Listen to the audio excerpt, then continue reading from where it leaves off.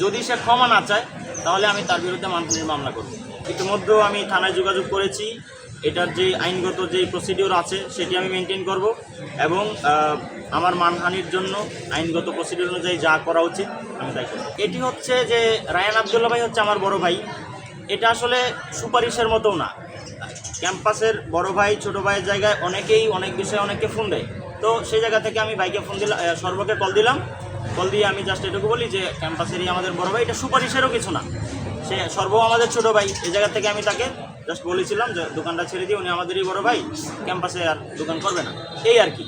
এখন দোকান আসলে কাকে দিয়ে চালায়, এখানে আরও কোনো কিছু হয়েছে কিনা তাদের মধ্যে আমি সেই ব্যাপারে কিছুই জানি না।